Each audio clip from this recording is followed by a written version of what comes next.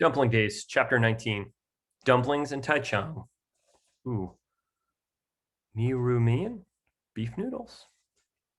Big Uncle wasn't big. He wasn't short or small. But because everyone called him Big Uncle, I thought he was going to be really tall and strong. Instead, he was just a little taller and wider than Dad and had a red face with drooping, tired looking eyes.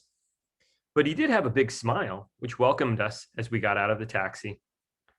Hey, he, Aunt Ami and Clifford had been waiting for us.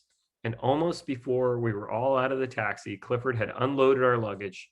He took it inside up to Big Uncle's apartment and came back out. Huh.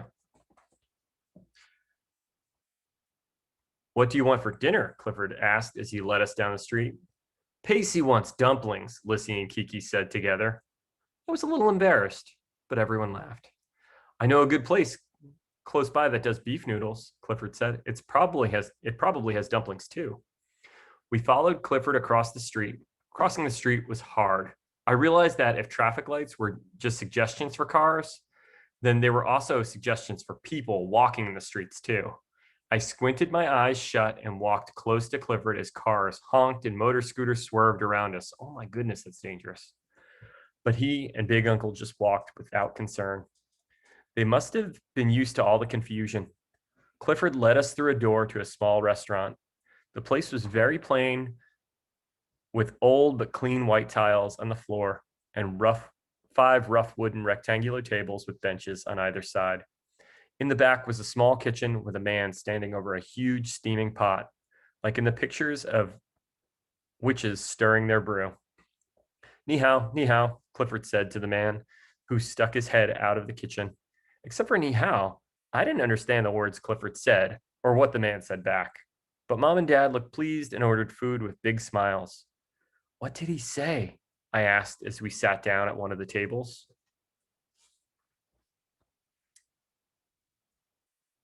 They make new roux men here.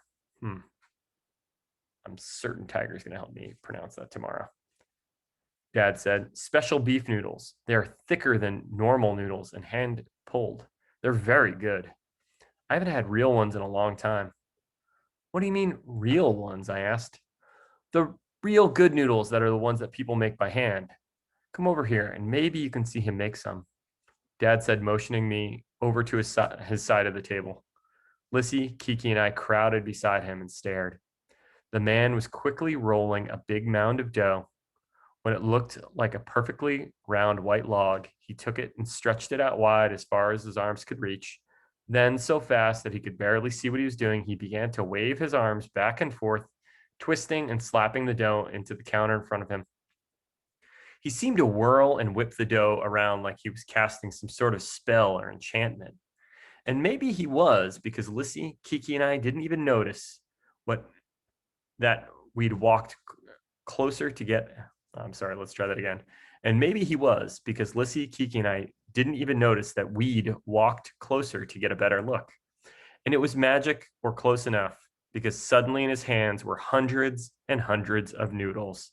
He was somehow stretching and pulling that roll of dough into long, perfect noodles, each one exactly the same.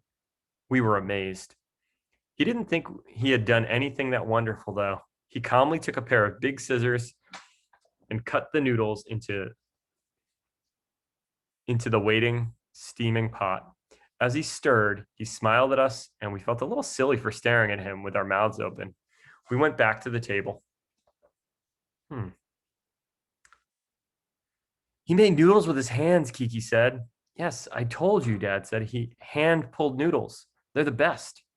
I wasn't sure if they were the best, but they looked pretty good. The bowls had big chunks of beef sticking up like mountains in a sea of savory brown soup filled with pale yellow noodles. The steam wafted and my mouth watered as a bowl was put in front of everyone except me, that is. Oh no. Are they bullying her? Is she not going to get noodles? Hey, where's mine? I asked. Yours is coming, Mom said. Have some of mine while you are waiting. The hand-pulled noodles were good, very good, spicy and rich, The soup began to melt away, the hungry ache in my stomach, but I wanted my own bowl. Where was mine? Here you go, Clifford said as a different bowl was put in front of me. We got this special for you. I looked into the bowl. Dumplings, I said. Wonton soup. Not exactly, Clifford said. You know, in America, that they call wontons is from a word in Cantonese, the dialect in southern China. Ooh, there's that word dialect. Really? I said. But I wasn't that interested in what Clifford was saying. I was too busy eating. And if you translate Cantonese, the Cantonese word wonton, which wonton comes from, it means swallowing clouds. So you can consider eating a wonton like swallowing a cloud. Why? Kiki asked. Maybe because the wontons feel smooth when you swallow it, Clifford said. Or maybe because of the shape, like clouds. No, two wontons are exactly the same. Anyway, these dumplings aren't wontons. You can tell because they are in the shape of ears.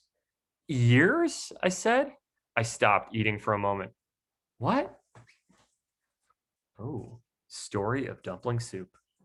Once there was a famous doctor, Zhang Zhongjing, who lived by the river in a cold part of China.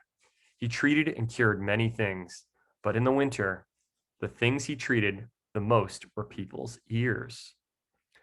That sounds strange, I know, but where he lived in China, the winters were particularly cold. The icy wind whipped and burned any exposed skin. It was so cold that when a villager joked that his breath froze into pieces of ice in the air, all believed him because even if the cold air did not freeze one's breath, it did. It really did freeze people's ears. The doctor was kept busy during the winter treating frostbitten ears. He knew that people with frostbite needed warmth to heal, so he began to make a remedy that would warm people's insides as well as their outsides.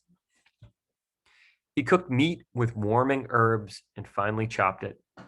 Then he wrapped it in thinly rolled dough and boiled the pieces in soup with more herbs. When the mixture was finished, he called it soup that takes away the cold, or Kwa Hanjiao Er Tang. He then served it to the frostbitten patients, who not only healed quickly, but enjoyed the soup so much that they continued to eat it. People made the soup at home. All right, so it looks like this is Chinese dumpling soup. Usually, eating in the winter, they say the dumpling is the shape that it is because it's made to resemble an ear in honor of Dr. Zhang Jing's treatment of people's frostbitten ears. The name of the soup, Quao Han Jiao Er Tang, was shortened to Jiao Er Tang, and the dumplings were eventually called Jiaozi. Oh, I think I know what those are. I said, Jiaozi, I said, I know the word, dumplings, but we usually have them fried. Well, these are Jiaozi too, Clifford laughed and pointed at my bowl. And they exist all because of frostbitten ears. How do you know all this? I asked Clifford. I was impressed. He was so smart. School, of course, he said as he began eating again. Did you go to cooking school? Kiki asked. No, he grinned between bites. It was a Chinese culture appreciation course, but I really paid attention during the parts about the food. I feel you on that one.